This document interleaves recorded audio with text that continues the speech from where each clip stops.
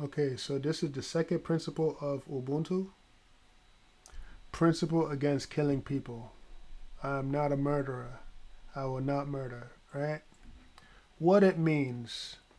Murderer or murder, murder is the unlawful and intentional killing of another human being with malice, hatred. The term malice, aforethought, generally refers to the intent to cause death or serious bodily harm. Serious bodily harm. Number one, inherent value of life. All human beings possess inherent value and the right to life. The act of taking another person's life infringes upon this fundamental right. By recognizing and respecting the intrinsic worth of every individual, we uphold a basic principle of human dignity. 2. Preservation of social order. A society's stability and well being rely on the general prohibition against killing. Without this prohibition, chaos and fear would prevail, making it nearly impossible for individuals to live in harmony and security. The rule against killing ensures that conflicts are resolved through peaceful means, such as the principle of justice. Empathy and compassion. Killing another human being disregards the principles of empathy and compassion, which are essential for the moral and emotional development of individuals and societies. These virtues enable us to understand and relate to the suffering of others. They play a pivotal role in fostering social cohesion and cooperation. Moral and legal frameworks. Virtually all societies have established moral and legal frameworks that prohibit killing, except in cases of self-defense, justifiable homicide, or in matters of war, which are heavily regulated. These frameworks serve as guides for ethical behavior and ensure that taking a life is only sanctioned under exceptional and careful defined circumstances. Alternatives to killing. There are usually alternatives to killing in nearly all situations, such as negotiations, conflict resolutions, or legal processes. Embracing these alternatives promotes the peaceful resolution of disputes and discourages violence as a means to an end. Reverence to human potential. Number 6. Killing robs individuals of their future opportunities, experiences, and potential contributions to society. Each person holds the potential for growth, learning, and positive impact, and taking life extinguishes these possibilities. Side note, the value of human life extends from the moment of conception to the moment of death, regardless of age, gender, race, and other characteristics. Murder destroys not only a life, but the potential within it. It stains the hands and scars the souls forever. Revenge. Hey, I know what you're thinking, and I'm telling you it's not worth it. I'm reaching out to share some thoughts with you in the spirit of understanding and reflection. As someone who may be grappling with the urge for revenge, I want to offer a perspective that encourages a more constructive approach to conflict resolution. I want to acknowledge your hurt and pain and say I'm sorry. I know the challenges and emotions that arise when we feel wronged or hurt. It is natural to experience anger and a desire for retribution in such situations. However, I would like to draw your attention to the potential consequences of your actions, especially when they exist outside the boundaries of the legal system. First and foremost, think about your family, freedom, and future. The big 3 F's. If you die or go to jail, you jeopardize all 3. And that's no way to go out. Getting revenge will not bring back the dead or miraculously heal injuries or wounds. I need you to think with clarity and focus. I urge you to reconsider taking legal actions instead. I urge you to consider taking legal actions instead. This approach can address the pain and anguish you may feel while avoiding the detrimental effects of an escalating conflict. Hatred only leads to more hate, creating an endless cycle of resentment. If you take revenge, you not only put your own life in danger, but also the lives of your loved ones. You wouldn't want to burden your conscience with sorrow and guilt if they suffered from your actions. How are you going to provide for your family from behind bars? Who's going to help them if you're dead in the grave?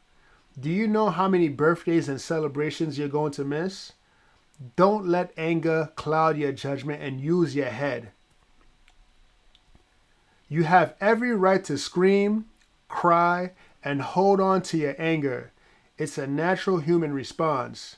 You don't have to forgive, but you can get past this.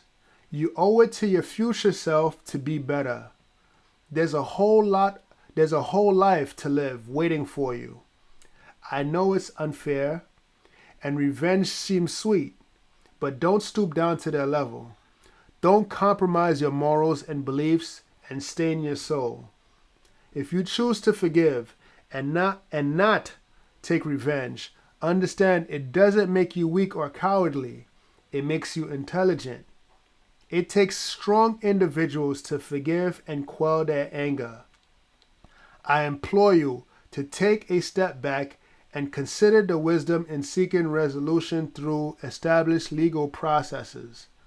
Break away from the destructive path of revenge. Let those who wrong you rot in prison and not you. Let them suffer for the consequences of their actions and not you. If the justice system fails you, let divine retribution work her magic. Let the laws of cause and effect and reap what you sow take revenge for you. Take solace in the fact that justice will be served in this lifetime or the next. Wishing you strength in navigating these challenging emotions. Now let's go on to another principle. Spiritual killing. In a world where people often interpret things too literally, it is important to look beyond the language used and understand ethical principles more holistically. The principle against killing people extends beyond just physical harm and includes the moral and spiritual aspects of our society. This principle is not limited to preventing physical harm, but also extends to protecting people's dignity, reputation, and livelihoods. False accusations are like flying daggers and axes being violently thrown into the heart of a person's soul and possessing the potential to inflict irreparable harm. They wield the power to annihilate not only one's reputation, but also their hard-earned livelihoods and aspirations. Imagine the artist whose decades of toil and creative fervor are tarnished by a single fabricated falsehood, or the entrepreneur whose entrepreneurial journey is derailed by baseless accusations. In both instances, lives are shattered, dreams obliterated, and the essence of personhood is subjected to bombardment and egregious assaults. Therefore, the principle against killing must be imbued with a broader scope, one that encompasses the preservation and reputations Therefore, the principle against killing must be imbued with a broader scope, one that encompasses the preservations of reputations, careers, and the very essence of human potential. In the realm of justice, the scales must not only weigh physical harm, but also the profound wounds inflicted upon the soul by malicious falsehoods. Restorative justice, with its emphasis on repairing the harm caused by wrongdoing, emerges as a beacon of hope in tumultuous landscape.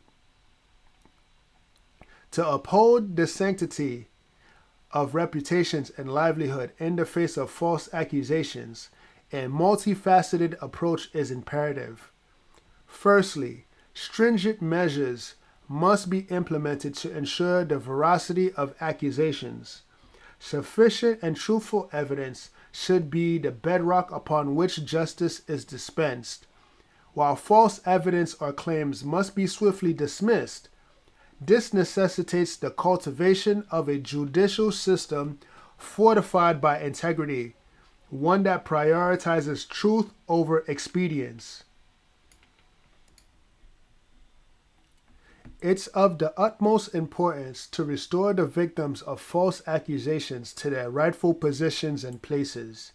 It's not enough to just clear their names. Efforts must be made to rehabilitate their damaged reputations and help them recover from the harm caused to their livelihoods. Athletes or professionals who lose sponsorship due to false accusations should be given their chance to regain them. The process of restoration should include financial compensation, professional support, and psychological counseling. If dreams, livelihoods, marriages, careers, reputations, and opportunities are destroyed because of lies and deceit, they should also be resurrected from the ashes as a phoenix. Also, false accusations should be punished as a deterrent against the proliferation of deceit and malice. They should face jail time or have their reputations ruined instead. The pursuit of justice cannot be confined solely to punitive measures. Education and awareness play pivotal roles in fostering a culture of integrity and accountability. Initiatives aimed at promoting critical thinking, empathy, and ethical discernment equip individuals with the tools necessary to discern truth from falsehood and to resist the allure of baseless accusations. Another reason why false accusers should be punished, not only to rectify the harm they cause to innocent individuals, but also to uphold the integrity of justice. When false accusations go unpunished, it puts the credibility of genuine victims at risk, as their claims are met with skepticism and they struggle to receive the benefit of the doubt. Furthermore, the absence of consequences for false accusers create an environment that is ripe for exploitation, where people may try to extort unjust gains through deceitful means. Therefore, by upholding false accusers accountable for their actions, society ensures that justice is upheld, and both the innocent and genuine victims are protected and treated with dignity. In essence, the principle against killing people must transcend its literal confines to encompass the preservation of reputations, livelihoods, and the very essence of human dignity. This also aligns with the principles of justice and fairness, the principles of integrity, and the principles of truth. Now, the next principle, poisonous foods. In the spirit of Ubuntu, the use of chemicals in food and the incorporation of artificial ingredients are hereby strictly prohibited. Such practices are deemed poisonous and in direct violation of the principle against killing people.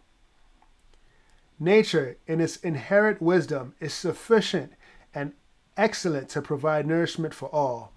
Humanity shall partake only in real organic food, untainted by harmful chemicals and artificial enhancements.